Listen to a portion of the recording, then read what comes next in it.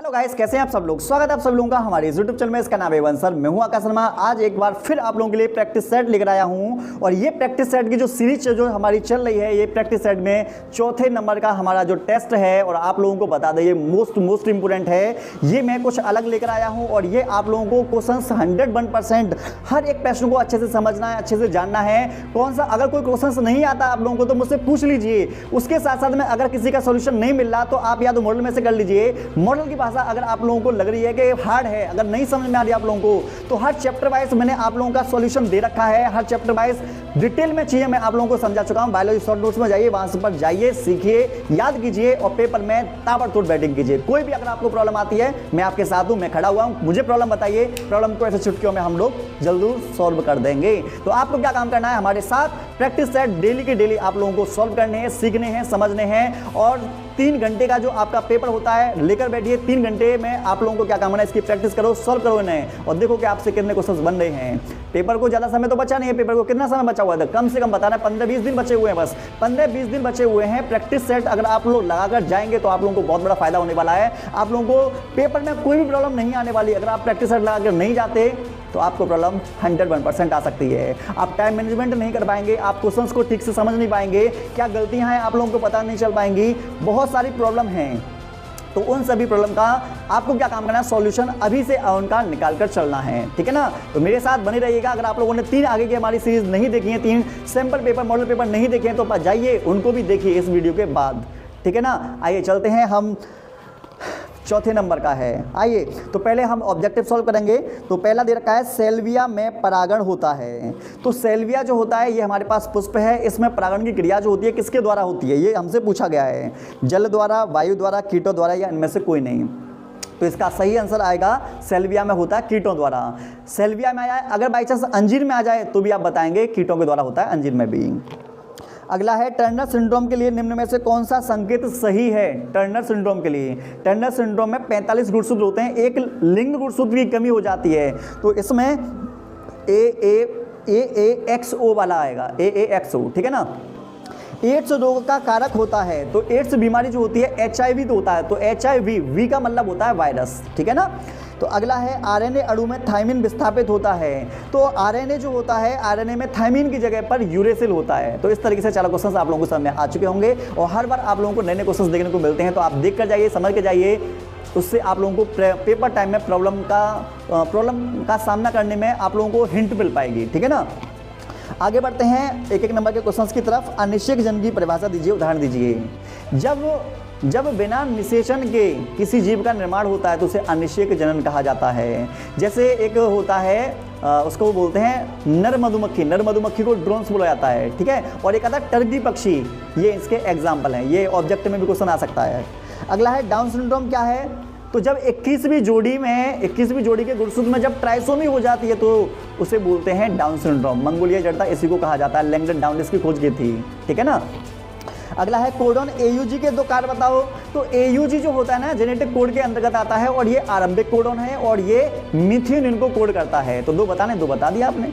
अगला है मानव के लिए लाभदायक 2 कीटों के वैज्ञानिक नाम बताइए।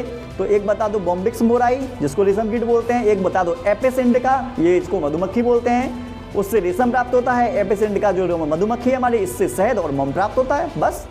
अगला है DNA का रासायनिक चाकू क्या है। DNA का रासायनिक चाकू वो होगा जो DNA को काटेगा। तो जो DNA को काटेगा वो कौन काटता है, प्रतिबंधन एंडोन्यूक्लियस एंजाइम, ठीक है ना। इसी को हम रेस्ट्रिक्शन एंडोन्यूक्लियस एंजाइम भी बोल देते हैं, क्योंकि ये DNA को विशिष्ट क्षारक क्रम पर काटने का काम करता है, इसलिए इसको DNA का चाकू या कैंची भी हम बोल देते हैं। अब बात करते हैं 2-2 नंबर के क्वेश्चंस की तरफ चलते हैं। जनन की अच्छी विधि कौन सी है और क्यों। तो जनन की अच्छी विधि जो है वो कौन सी है, पता ही होगा शायद आपको। लैंगिक जनन ज़्यादा अच्छी मानी जाती है अलैंगिक जनन की तुलना में, ठीक है ना, क्योंकि इसमें विभिन्नता देखने को ज़्यादा मिलती है। अगला है पराग कोश की अनुप्रस्थ काट का नामांकित चित्र बनाइए। तो यहाँ पर सिर्फ आप लोगों को क्या काम करना है, डायग्राम बनाना है, ठीक है ना। अगला है प्रभाविता और अप्रभाविता में विभेद कीजिए। मतलब इन दोनों में आप लोगों को डिफरेंस बताना है कि प्रभाविता में क्या होता है और अप्रभाविता में क्या होता है, ठीक है। अगला है क्या सुकेंद्रकी कोशिकाओं में प्रतिबंधन एंडोन्यूक्लियस मिलते हैं। तो आप कहेंगे नहीं, सुकेंद्रकी कोशिकाओं में नहीं मिलते हैं, ठीक है ना। ये किस में मिलते हैं, ये जीवाणु कोशिका में मिलते हैं, प्रोकैरियोटिक कोशिका में मिलते हैं, ठीक है ना। अगला है 2 कीटभक्षी पौधों के नाम बताइए। तो एक बता दो नेपेंथिस, ठीक है, कलश पादप बोलते हैं इसको। और दूसरा तो हम बता सकते हैं यूट्रिकुलेरिया, ये दो ऐसे पादप हैं जो कीटों को मारकर खाते हैं, तो आप बता सकते हो। ड्रूसेरा भी बता सकते हो आप लोग। अगले हैं हमारे 3-3 नंबर के क्वेश्चंस की तरफ चलते हैं। एक प्रारूपिक बीजांड की संरचना का सचित्र वर्णन कीजिए। आपको क्या काम करना है, पहले चित्र बनाना है बीजांड का, उसके बारे में उसके डिटेल में जानकारी लिखनी है। आगे रुधिर वर्ग पर टिप्पणी कीजिए, मोस्ट इंपोर्टेंट है, ब्लड ग्रुप को पढ़ के जाना, 2022 में भी यूपी बोर्ड में पूछा जा चुका है। मानव में लिंग निर्धारण कैसे होता है, लिंग गुणसूत्र में इसमें क्या भूमिका है, तो इस प्रश्न का आंसर आपको डिटेल में जानना है तो मानव जनशास्त्र की वीडियो देख सकते हैं या फिर जेनेटिक्स वाली वीडियो देख सकते हैं। आप बायोलॉजी शॉर्ट नोट्स में जाइए, वहां पर आप लोगों को मिल जाएगी, डिटेल में इनको समझाया गया है। और वहां से उन वीडियो को देखेंगे तो वहां से आपको 5 नंबर में 10 नंबर में 5 नंबर 10 नंबर मतलब बहुत सारे नंबर्स और भी आप गेन कर सकते हो, क्योंकि वहां पर डिटेल में चीज़ों को समझाया गया है। डीएनए उंगली छापी क्या है, इसकी उपयोगिता पर प्रकाश डालिए। इसको डीएनए फिंगरप्रिंट बोलते हैं, काफी इंपॉर्टेंट है। अगर आपके पास नोट्स हैं, नोट्स में से याद करो, अगर आपके पास मॉडल है, मॉडल में से याद करो, लेकिन डीएनए फिंगरप्रिंटिंग को याद करना जरूर आप लोग। आगे बढ़ते हैं, पात्र निषेचन 3-3 नंबर के हैं। पात्र निषेचन आईवीएफ की प्रक्रिया की व्याख्या कीजिए। इसी को हम प्रज्ञाली शिशु बोलते हैं, तो टेस्ट ट्यूब बेबी बोलते हैं। तो आप लोगों को कुछ भी नहीं करना, आपको फर्स्ट और सेकंड हमारा जो सेट है उस सेट को देखना, इसका आंसर आपको उन सेटों में हमने बता दिया है। प्रतिरक्षा क्या है, सक्रिय और असक्रिय प्रतिरक्षा में अंतर समझाइए। तो रोगों से लड़ने की जो हमारे शरीर की क्षमता है उसी को हम प्रतिरक्षा बोलते हैं। और सक्रिय और असक्रिय प्रतिरक्षा को डिटेल में तुम्हें जानना है तो आप लोग बायोलॉजी शॉर्ट नोट्स में जाइए, वहां पर आपको रोग वाला एक चैप्टर दे रखा है, उस चैप्टर में आपको डिटेल में समझाई गई है, ठीक है ना। अपूर्ण प्रभाविता क्या है, इसके उदाहरण सहित बताइए। तो अपूर्ण प्रभाविता कार्ल कोरेंस ने दी थी। लाल पुष्प वाले पौधों का संगठन सफेद पुष्प वाले के साथ कराया था, गुलाबी पुष्प आते थे, तो ऐसा कुछ हमने बता रखा है। आप जेनेटिक्स वाली वीडियो में जाइए, डिटेल में समझिए और डिटेल में जानिए। उस वीडियो को देख लोगे तो उससे फायदा और ये होगा कि जेनेटिक्स की पूरी जानकारी आप लोगों को मिल जाएगी। और 9 नंबर की वीडियो है, हर वीडियो आप लोगों को 9 नंबर में, 10 नंबर में, 14 नंबर में इस तरीके से वीडियो बना रखे हैं। उन वीडियो को देख लोगे 100% पास हो जाएगा, कोई माइकल लाल आप लोगों को फेल तक नहीं कर पाएगा। आगे बढ़ते हैं, जैव उर्वरक क्या है, कृषि में इसका क्या उपयोग है। मोस्ट इंपोर्टेंट है, जैव उर्वरक को आप पढ़ के जाइए। इसको प्रैक्टिस सेट हमारे 3 ऑलरेडी मैं बना चुका हूं आप लोगों के लिए, तो उनको देख लेना, वहां पर मैंने इसका आंसर दे रखा है। 3 नंबर के और क्वेश्चंस की तरफ चलते हैं। प्लाज्मिड क्या है, प्लाज्मिड वेक्टर पर टिप्पणी कीजिए। मोस्ट इंपोर्टेंट है, जीवाणु जो होते हैं ना बैक्टीरिया में एक तो गुणसूत्री डीएनए होता है, गुणसूत्री डीएनए के अलावा एक अतिरिक्त डीएनए होता है, उसी को हम प्लाज्मिड बोलते हैं, ठीक है। उसकी जो उपयोगिता है जेनेटिक इंजीनियरिंग में बहुत ज़्यादा इस्तेमाल करते हैं हम। बीटी फसल पर टिप्पणी कीजिए। तो देखो, बीटी फसल पर टिप्पणी कीजिए, एंटीबायोटिक पर टिप्पणी कीजिए।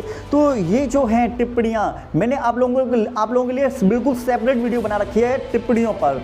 टिप्पणी का मतलब शॉर्ट क्वेश्चंस की पूरी डिटेल में मैं बना चुका हूँ। उसमें क्या काम करना है, डेली आप लोगों ने याद कर लेना, ठीक है ना।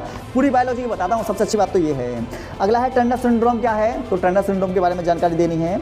अब आप चलते हैं 5 नंबर की तरफ। मनुष्य के नर जनतंत्र का सचित्र वर्णन कीजिए। शुक्राणु कहाँ और किन कोशिकाओं में बनते हैं, इसके बारे में बतानी है। तो आप लोगों को बता दूं, मानव जनन चैप्टर में स्त्री जनतंत्र और पुरुष जनतंत्र मोस्ट इंपोर्टेंट है, और उसके साथ साथ निषेचन की जो प्रक्रिया है वो इंपोर्टेंट है। और अंडाणु जनन, शुक्राणु जनन, यहाँ से मतलब ये जो 4-5 क्वेश्चन मैंने बताए ये आप लोगों को 100% याद करके आने, यहाँ से आप लोगों का 5 नंबर का देखने को जरूर मिल जाएगा। अब बात करते हैं पीडी एकांतरण से आप क्या समझते हैं। नामांकित चित्रों की सहायता से आवर्तबीजी पौधों में जीवन चक्र का वर्णन कीजिए। इसका स्क्रीनशॉट में बैकग्राउंड में जरूर लगाऊंगा आप लोगों के लिए।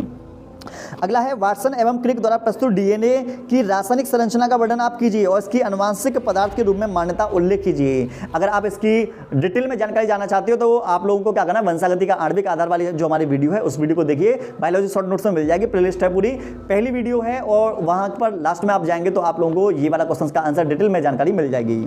आगे बढ़ते हैं, प्रतिरोधक क्षमता से आप क्या समझते हैं, मतलब प्रतिरोधक क्षमता, हमारे शरीर की जो प्रतिरोधक क्षमता होती है उसके बारे में बात करनी है। प्रोटीन संश्लेषण का वर्णन कीजिए। अनुवांशिक विकार किसे कहते हैं, वर्णांता का वर्णन कीजिए। तो ऐसी सभी बीमारियां जो एक पीढ़ी से दूसरी पीढ़ी में पहुंच जाती हैं उसी को हम अनुवांशिक रोग बोलते हैं। और वर्णांता में लाल हरा अंधापन जो होता है ऐसा कुछ हम लोग बताते हैं। तो आपको कुछ नहीं करना, बायोलॉजी शॉर्ट नोट्स में जाकर जेनेटिक्स वाली जो वीडियो है उस वीडियो को देख लेना।